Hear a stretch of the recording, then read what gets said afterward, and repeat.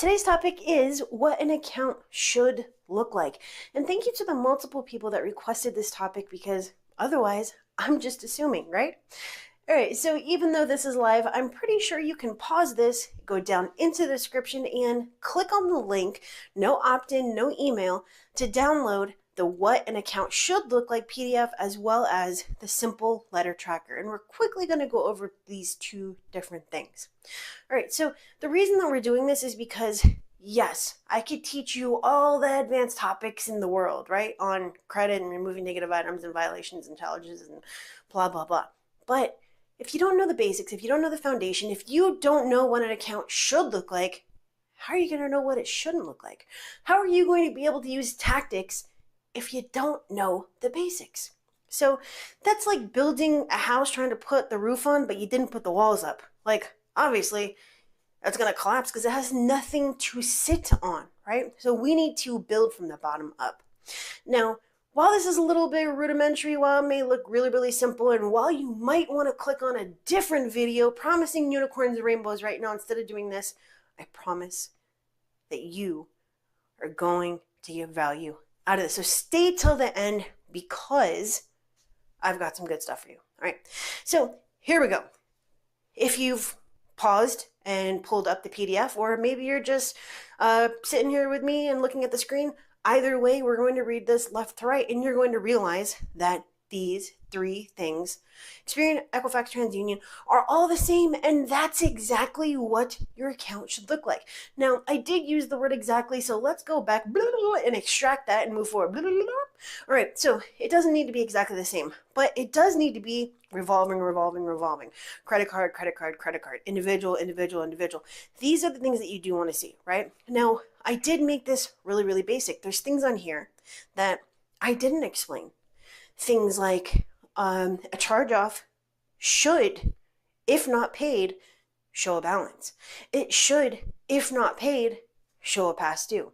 It should, if disputed, have the notice of dispute if it's been at least 30 days, right? Things like if the account was sold or transferred, it should, in the comment, state transferred or sold to another lender or anything along those lines.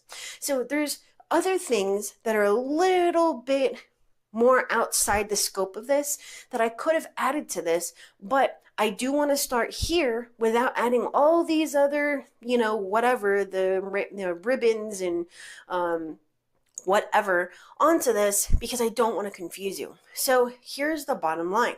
When you're looking at an account, you're looking at your credit report and you're like, hey, okay, this account is negative. I'm going to dispute it.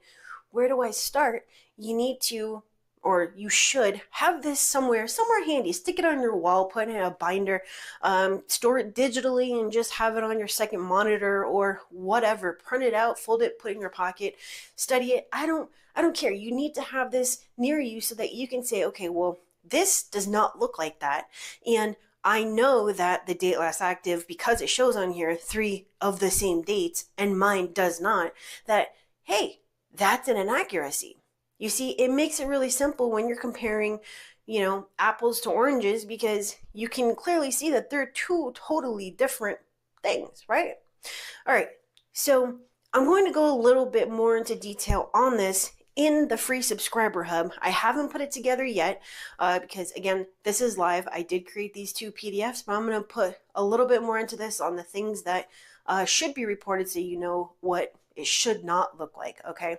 And that's, like I said, totally free. If you use the link in the description or go to vargasrevolution.vip membervault.com, yes, it's a little bit long, you will be able to access the free subscriber hub. There's a bunch of stuff in there, a ton of stuff in there, a bunch of awesome stuff on fixing your own credit.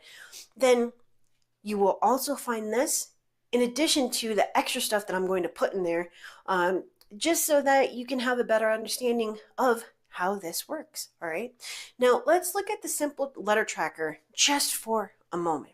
Now, on the left-hand side, you see credit scores. Write down your current credit scores, or you can even write down where you started and where you are now, right? This is just to keep track of stuff. Now, if you're using, credit repair software or you have some other sort of system, then guess what? You probably don't need this, but not everybody is paying a crap load of money to do, software or whatever, all right? So or even maybe if you're even using, my apps, I don't have the tracking with the letter creation apps. So this can even help you in that instance. Going left to right, we have rounds 1 through 5. Going top to bottom, we have credit bureaus, creditor, collector, third, collector, debt buyer, and CFPB complaints.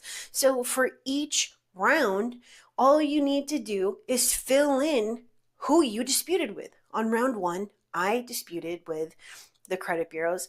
On round 2, I'm disputing with, because I'm now on round 2, I'm disputing with the credit bureaus and the collector. And then now when round 3 comes, I'm disputing with the collector, the credit bureau, and the debt buyer. And then on round 4, I'm disputing only credit bureau. And then on round 5, I'm disputing credit bureau, creditor, collector third, and collector debt buyer, and I'm making a CFPB complaint, and I'm sending it to all of them. You see, the reason why you want to track these things is not only so that you know where to find it in your file system on your computer or wherever you manage your disputes, but it's also to know, okay, I disputed with the bureaus last time, now I need to follow up with the bureaus last time. And you can even add the date on here. I mean, the circle is big enough, right? You can add the date on here. It doesn't have room for you to put any other tracking information like results or whatever, but that's okay. This is just so that you can know who you're supposed to follow up with or even plan out who you want to dispute with. On round 1, I'm only going to dispute with the bureaus. But on 2 and 3, I'm going to dispute with the bureaus, the creditors, and the collector, right? So this just makes it a little bit easier to stay on top of and track what you are doing with your disputes. Now, again, you can go down into the description to find the link to the free subscriber hub so that you can get access to a bunch of awesome free stuff. And while you're down there, you can also get access to the crash course, the deep dive dispute workshop, all right? And that's going to basically teach you what you need to know for factual based disputes, okay? There's a ton of stuff that I packed in there, and one of the great things about it is that it is definitely much cheaper than it should be. All right. Now, as far as all the rest of the stuff, if you just don't want to do this, that's totally fine, because guess what? I fix credit for a living. Started with my own, and I just kind of went rolling from there. All right. So if you don't want to do this yourself, or you just want to see if I can help you, because I'm the one that does this for a living and I get the results and I do what literally nobody else does, because I can promise you, nobody else is using factual based disputes or disputing everything, every single round with all 3 bureaus, not using templates, using custom disputes, and giving the copies of the disputes to their clients. But anywho, if that's something that you want to find out if I can help you with, just very simply use the link in the description or on the end screen, or just go to vcita.com/expert credit sweep. Schedule your call with me one-on-one, and I will see if I can help. If I can, I might offer my services to you. If I can't, I'll have a recommendation for you. It's really, really, really, really simple.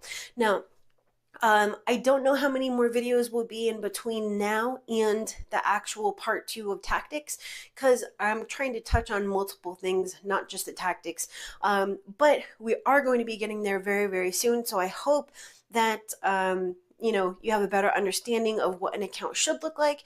And if you don't, just remember, there are many, many, many elements of the account type, the open date, the codes, the status, the balance, past due, the high balance, payment status, the date last reported, the comments, the date last active, the date last paid. There's so many different things, and we didn't even get into the payment history. So what you really want to understand is what each part of these, what each element means, what it does, and how they interact with each other. And you can actually learn more about that if you just use the magnifying glass on my channel. So youtube.com/expert credit sweeps. Just type in domino or what the flow. It's going to pop up with that video, what the flow, the domino effect for disputing for credit sweeps, right? And it's going to explain to you why we start with the date last active and the date last paid, and then the payment status detail, stuff like that, and how they actually have an effect on each other, right? how one influences the other and why they're important, how they impact each other, and why we start with them. It's very, very, very, very simple. It is advanced, but it'll give you a better understanding of how you can use these things so that you can actually go and get results, right? Now, so many people ask, well, Kristen, why do you even go through all this trouble? And why don't you just send out templates? And it's so much easier, and a lot of people get results. Yeah, but if I wanted to wear the same bathing suit as everybody else, then I would just go buy the same bathing suit as everybody else. I am not anybody else. I don't want to get the same results as anybody else. Like, I think that every single person should be sending in a custom dispute, not just because the computer determines whether it is a template or not, and it's going to come back as verified anyways, but because the credit bureaus are giving us, the creditors are giving us, the collectors are giving us the information that we need to use to remove whatever it is we're disputing. And I think it's ridiculous to send out the same thing. Everybody's sending out the same thing, but expecting different results. And the people that are doing this don't even understand the laws that they're using, right? And furthermore, Section 609, Section 1681, all these different things, all these different sections, all these different laws and regulations and all that, they're just very tiny little ants inside of a whole big freaking thing of sand. You get what I'm saying? It's like, where do you think these things come from? They come from a huge thing of all these different laws and sections and blah, blah, blah, okay? So there's all these different ways that we can approach the way that we are disputing or attacking or trying to remove or correct or whatever the things that are on our credit report, right? We can't just depend on one way for everybody to remove these things, because if it were like that, if it did work like that, if it were that threatening, then guess what? The people who actually make these laws and regulations, these lawmakers, would go and change these so that, templates would be banned, right? Because they were that threatening. Okay, and I've said this before, but it's like people don't believe me until it actually comes and bites them in the ass, okay? But just save yourself all the time and save yourself the money, save yourself the anxiety, save yourself the frustration, and do this right. Do this right, even if it's not the first time. You can still get results and still use factual-based disputes, even if you've disputed before and it hasn't worked. Even if you disputed before multiple times and you're feeling like you're at the end of this, okay? You just have to do it the right way. And again, stop believing people when they're telling you that all you have to do is send out these, this one letter or these 4 letters, and that by law, the bureaus or the creditors or the collectors, whatever, have to remove these things, because guess what? The FCRA was enacted because of the abuse of the credit bureaus in the industry, right? That means that they already were violating. And then now on top of that, we've got all this stuff going on, all right? So they're not there to help you. They're there to make money. They're there to frustrate you. They're there to make you stop disputing. And if you let them, then they are going to win and you're going to lose, and you're not going to get that credit score you need, and you're not going to get that loan that you need, or that house that you want, or that car that you need because your car broke down. So stop. No unicorns, no rainbows, no pot of gold. None of that exists. What exists is the information on your credit report. And you need to think about this the same way that, a lawyer or an attorney approaches a case. Use the